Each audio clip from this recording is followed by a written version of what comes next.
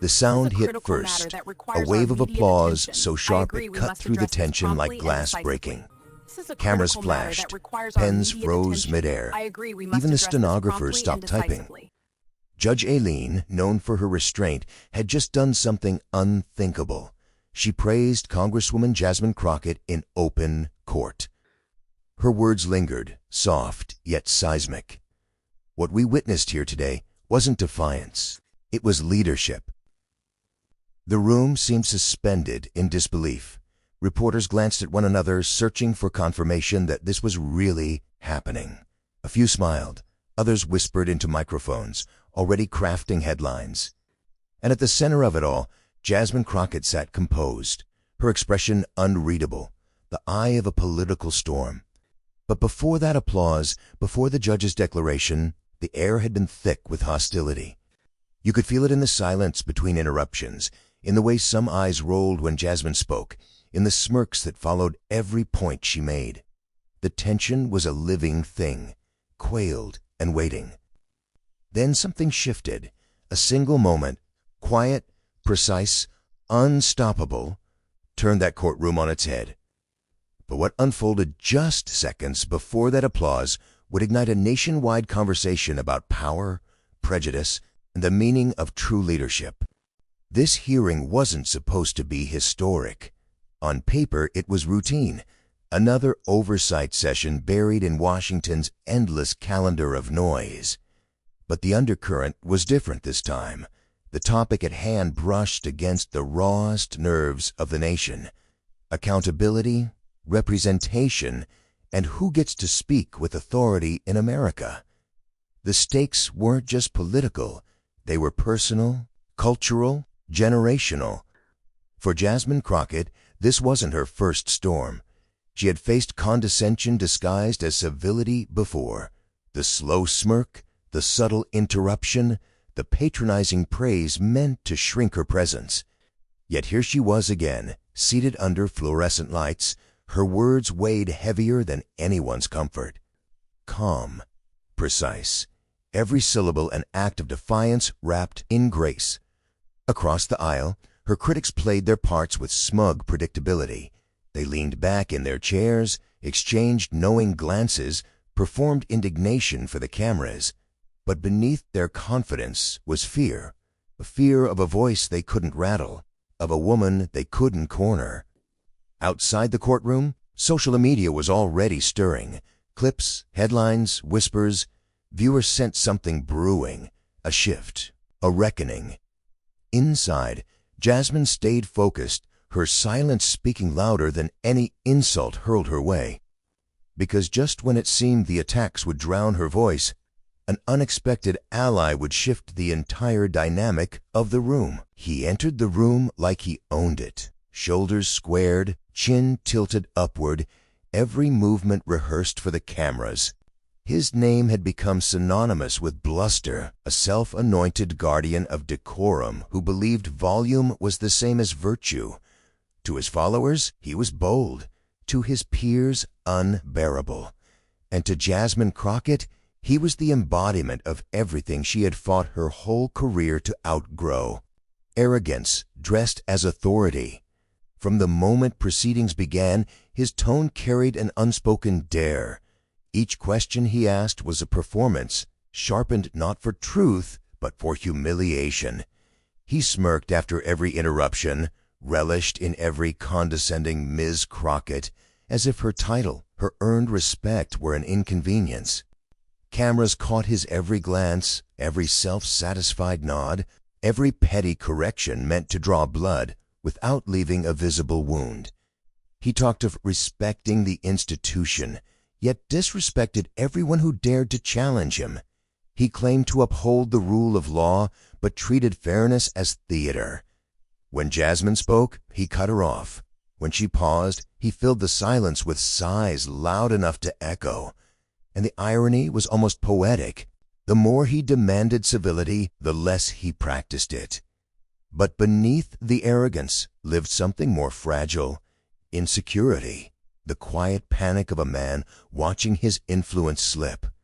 He hid it behind jokes, behind smug deflections, behind the safety of his allies' laughter. Still, every time Jasmine answered him calmly, his eyes betrayed it, that flicker of doubt, that crack in control. He didn't know it yet, but his downfall had already begun, because every attempt to diminish her only amplified her strength. Every interruption made her presence more unshakable. Jasmine Crockett's story didn't begin under the blinding lights of Washington or the cameras of cable news. It began in the hum of Texas heat, in a neighborhood where ambition had to fight for oxygen. Her parents taught her that respect wasn't handed out. It was earned through grit, through service, through doing the right thing when no one was watching. She carried that lesson like armor.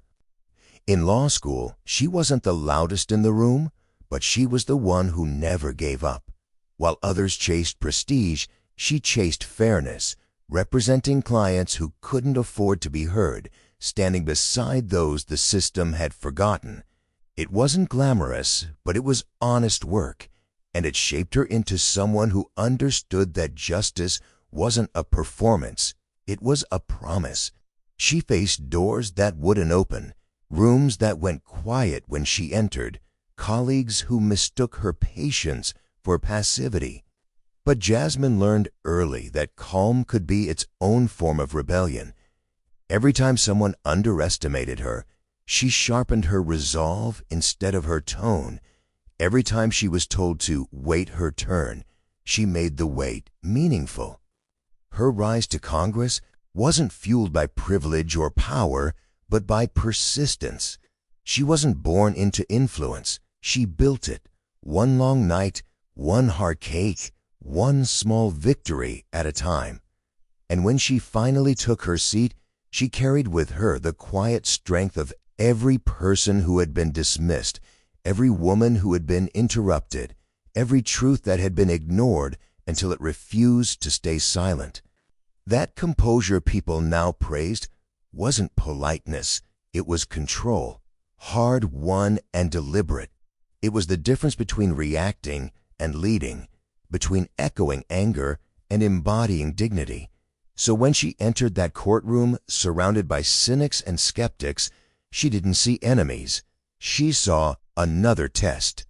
She'd been here before in 100 different forms, wearing 1,000 different faces. The challenge was familiar, the stakes were not.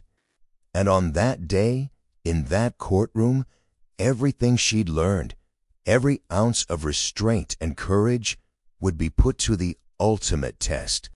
The air was heavy, almost electric, as the hearing dragged into its third hour. Papers shuffled, tempers simmered, and the cameras, always hungry, caught every twitch and eye roll. The antagonist leaned back in his chair, voice slick with sarcasm, each question sharpened like a blade disguised as courtesy.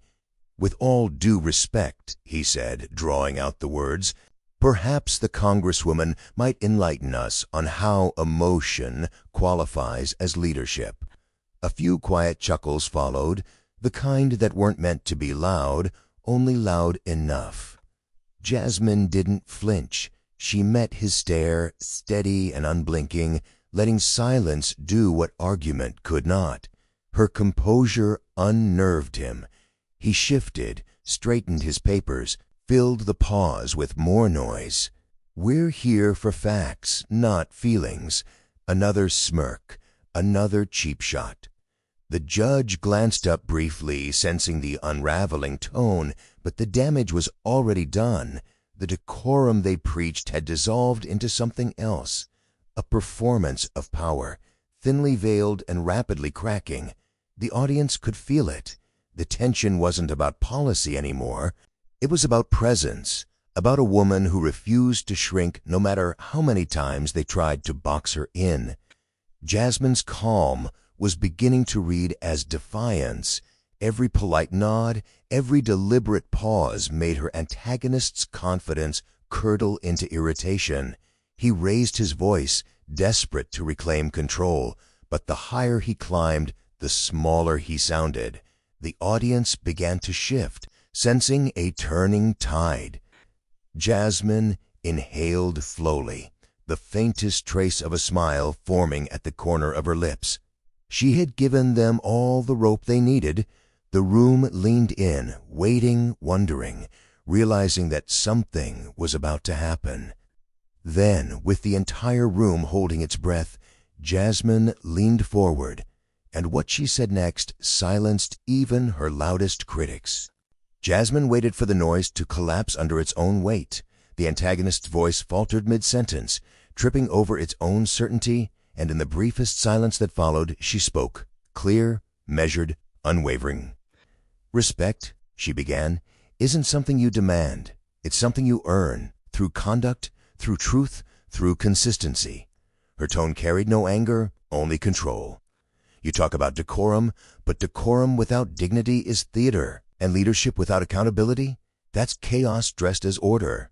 The room froze. The antagonist blinked, forcing a laugh to break the tension, but it didn't land. Jasmine continued, her cadence deliberate, her focus unbroken. "You see, I didn't come here to play a part. I came here to serve, and serving means telling the truth, even when it offends those who benefit from silence." A rustle moved through the courtroom. Journalists looked up from their screens. Someone whispered, "She's doing it." The antagonist interjected, trying to recover ground. "Now hold on, Congresswoman." But Jasmine didn't stop. "I am holding on," she replied evenly. "Holding on to the values you keep mistaking for weakness. Holding on to the belief that calm doesn't mean compliant. You could interrupt my words, but you can't erase my purpose."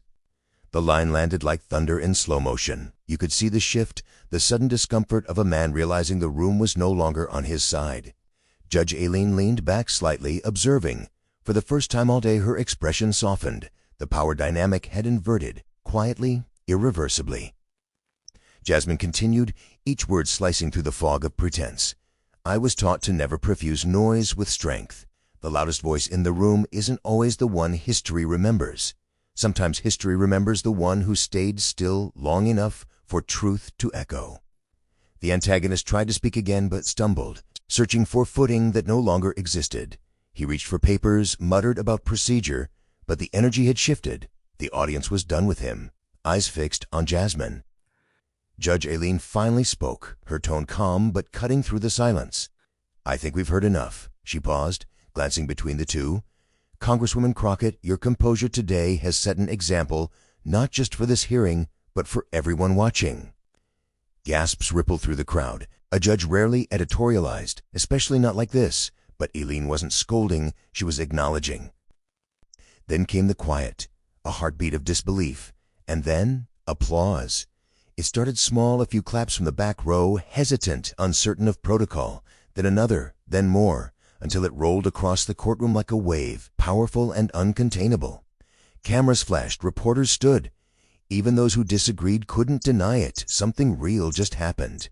In an era of shouting matches and performative outrage, dignity just stole the spotlight. The antagonist looked down, lips tight, avoiding the judge's gaze. Jasmine didn't gloat. She didn't need to. She simply nodded once, accepting the moment, not as victory but as validation, proof that conviction still mattered. The applause lingered. Judge AILEEN gave a subtle nod, sealing the moment. "Let's proceed," but her tone carried warmth, a rare note of respect. And for a brief instant the courtroom didn't feel divided. It felt united, if not by agreement, then by recognition. Recognition of integrity, of grace under fire, of a leader who had turned condescension into clarity. As the camera zoomed in on Jasmine's face, her eyes glimmered, not with triumphs but with quiet resolve. She knew what this meant not just for her, but for everyone who'd ever been told to stay quiet, to shrink, to wait their turn. The applause began to fade, but its echo clung to the walls. Outside, 1,000 microphones would soon replay her words. Inside, silence returned, heavier but cleaner somehow. And as the judge's gavel struck to resume the proceedings, one truth lingered above the noise, unspoken but undeniable. Something had shifted. But the story didn't end there, because what happened after that applause would echo across every corner of social media.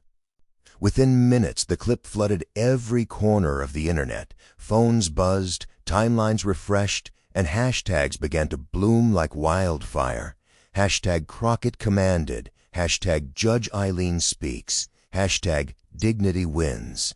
In living rooms, subways, and late-night diners, the same video played again and again. Jasmine's steady voice cutting through arrogance, the judge's unexpected praise, the eruption of applause that followed.